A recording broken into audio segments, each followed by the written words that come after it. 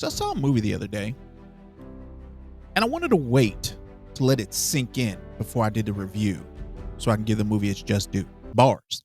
But I don't know exactly how to feel about it. Let's talk about it.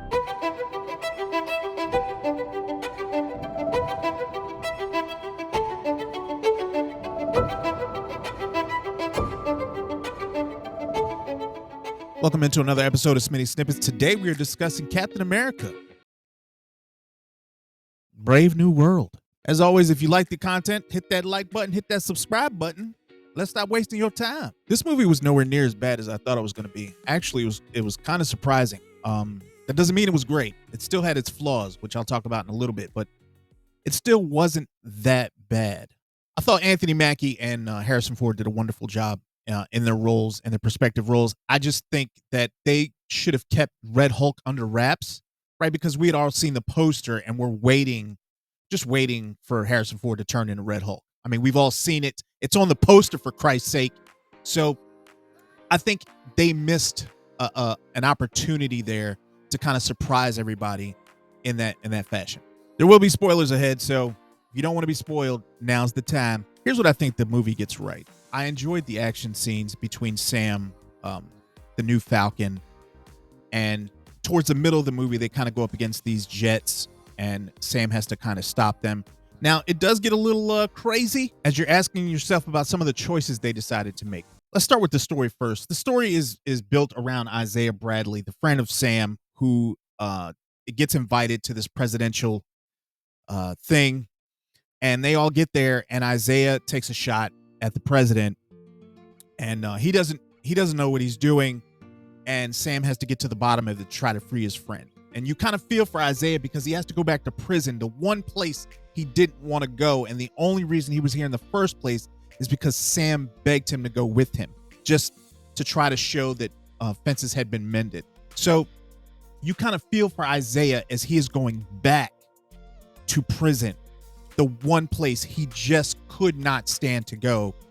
And he thought about ending it, and you can feel that pain. So I enjoyed that aspect of it. There was a lot of really good emotion in that scene that I got from Isaiah and Sam. So they decided to go with the guy from the Edward Norton Incredible Hulk.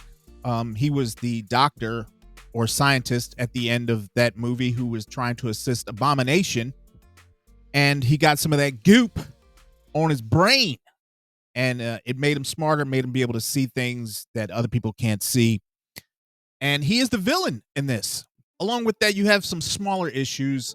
Captain America still having a problem trying to relate to Captain America, trying to live up to what Steve Rogers meant to the world as Captain America.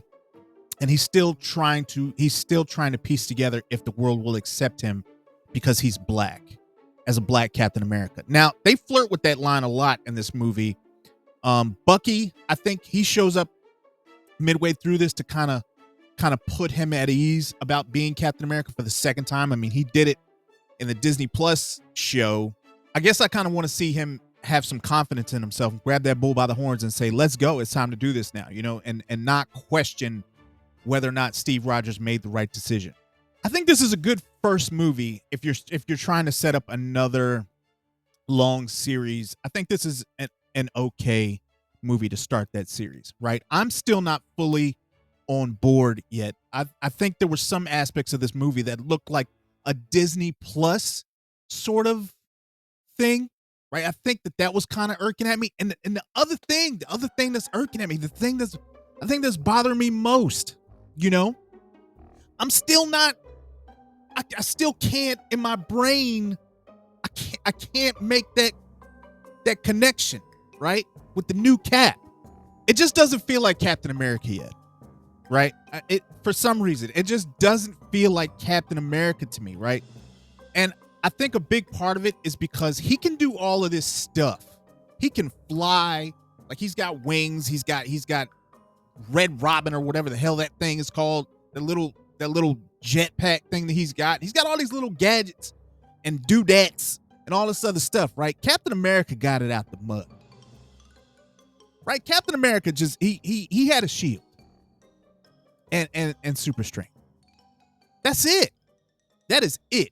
And one of my favorite scenes, matter of fact, probably one of the best scenes I've ever seen in any comic book movie ever, is where Captain America gets up in Avengers Endgame, and his arm is cut and all this other stuff, and he picks up his shield and he tightens it down on that messed up arm, and he is ripped up, beat up, bleeding, and everything else, and he is about to go against Thanos' army. No wings, no nothing. He's just about to go do his best.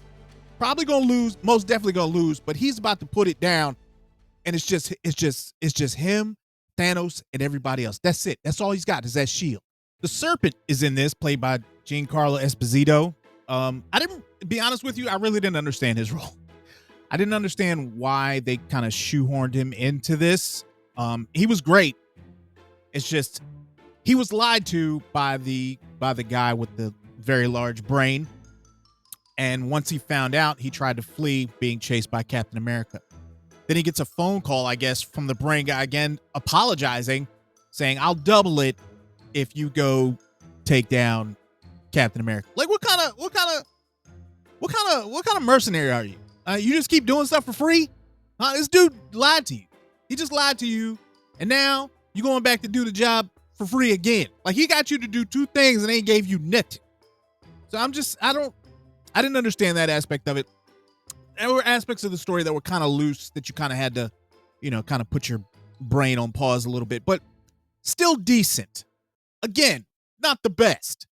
I'm kind of hoping Anthony Mackie changes my mind, and I'm hoping that this is the first in a long line of movies that are going to get better through the storytelling.